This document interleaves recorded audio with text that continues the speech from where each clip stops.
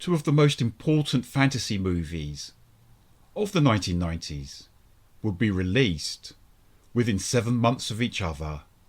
The Matrix exploded onto the scene in early 1999. It was preceded in late 1998 by Blade. Both films would look seriously cool, and they would both kick butt. I'm Stephen Archibald, and welcome to my movie podcast. For thousands of years, they have existed among us. You keep your eyes open. They're everywhere. Chances are you've seen them yourself and didn't know it. A secret nation. Our livelihood depends on our ability to blend in. With a lust for power. We should be ruling the humans. These people are our food. They've got their claws into everything. Politics, finance, real estate. There's a war going on out there. He makes the weapons. I use them. I bid you a warm welcome. This is my podcast, They Came From Within, Cult Movie Reviews. The world's finest Blade. Blade, 1998. The vampire genre was truly energised by Stephen Norrington's Blade, with an irresistible blaxploitation vibe, blending in with its appealing high-tech look. Wesley Snipes is terrific in the central role, and he carries out his martial arts moves to perfection. The movie's writer, David S. Goyer, always had Snipes in mind for the titular character. What proves that the filmmakers were aiming for a cool vibe is the fact that Mike DeLuca, the boss of New Line Cinema, also had Denzel Washington and Lawrence Fishburne in mind for the role. So it's ironic that Fishburne would end up as a major character in The Matrix instead. In 1967, the heavily pregnant Vanessa Brooks is attacked by a vampire. The doctors are unable to save Vanessa's life, but her son survives.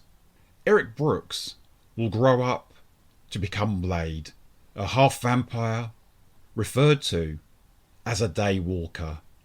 And although he shares many of their supernatural strengths and traits, Blade actually hunts down and destroys vampires, aided by his mentor, Abraham Whistler.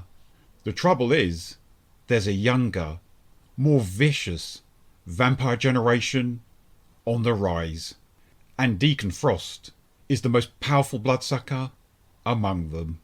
Wesley Snipes was already in discussions with Marvel Comics before he landed the part of Blade. However, these discussions were about the possibility of him playing the Marvel hero Black Panther. Of course, we wouldn't see that movie until 2018, and with the late, dearly missed Chadwick Boseman as the lead. It's often cited that it's Blade which truly kick-started the Marvel movie craze. Stephen Norrington had to coax Stephen Dorff into playing the lead villain, Deacon Frost, seeing as Dorff wasn't really into superhero movies. But what an inspired choice he proved to be. Dorff's bad dude is seriously charismatic. It's said that the part had first been offered to Jet Li, but that the martial arts maestro turned it down in order to make Lethal Weapon 4 instead. Mark Wahlberg had also been considered for the part, and Skeet Ulrich had expressed his desire to play Deacon Frost. Most of us would agree that the right man got the job. As a huge fan of The Prisoner, the writer David S. Goyer had originally wanted the marvellous Patrick McGoohan to play Abraham Whistler. The country singer and actor Chris Christopherson proved to be a fine alternative. Blade was created by the comic book writer Marv Wolfman and the artist Gene Colan. He first appeared in the 10th issue of The Tomb of Dracula, dated July 1973. And seeing as Brian Clemens had stated that Marvel Comics had influenced him In creating his movie Captain Kronos Vampire Hunter, it's a pity that the comic book Blade did not emerge until shortly after his film had been made, as I'm sure the Blade character would have given Clemens even more ideas. Although it was released in 1974, Captain Kronos Vampire Hunter was shot in 1972. Then again, influence is cyclical in nature. Clemens Kronos surely had a direct influence on the creation of Highlander himself, Connor MacLeod, an immortal equipped with a samurai sword. The same thing goes for the cinematic Blade. In the comic books, his weapon of choice was a dagger. It was Goya who added the samurai sword, as well as aspects of the samurai philosophy, to the Blade we see on screen. You better wake up. The world you live in is just a sugar-coated topping. There is another world beneath it. The real world.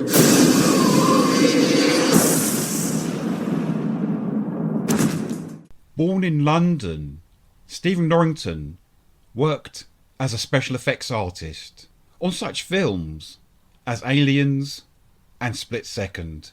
He first turned his hand to directing in 1994 with the sci-fi horror flick Death Machine, a movie which featured Brad Dourif and Rachel Weisz among its cast.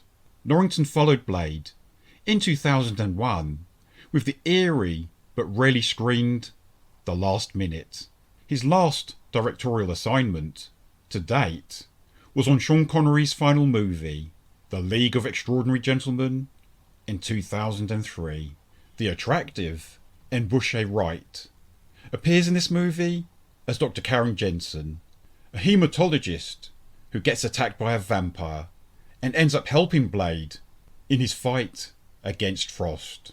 When David S. Goyer first got attached to this project, he had to hold his ground against New Line Cinema.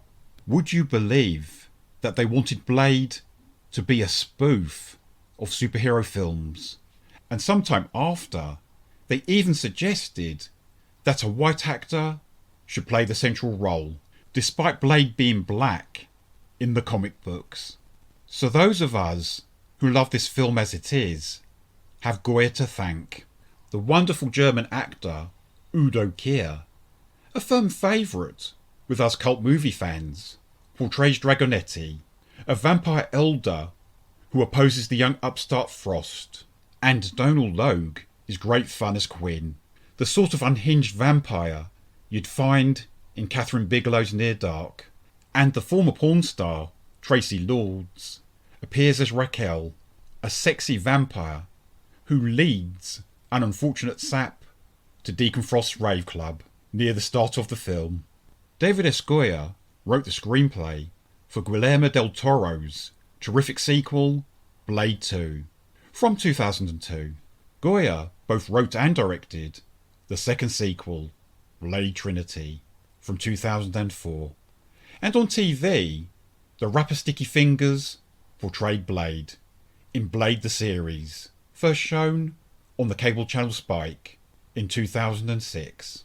I should add that Mahershala Ali has been chosen to resurrect Blade on the big screen, so we should see a new Blade movie within the next couple of years. Back in 2008, Stephen Norrington had wanted to make a prequel to the original Blade trilogy, thereby enabling him to bring back the magnetic Deacon Frost character.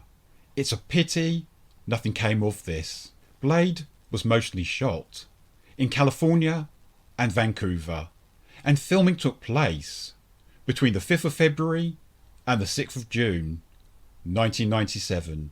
It went on general release in the States on the 21st of August 1998, making $131.2 million from a budget of $45 million. I don't know about you, but I never grow tired of watching this film. Here's hoping the next one has the same impact. I'm Stephen Archibald, and thank you for listening to my podcast. They Came From Within, Cult Movie Reviews. You can follow me if you like, and all my episodes are available from most podcast hosts.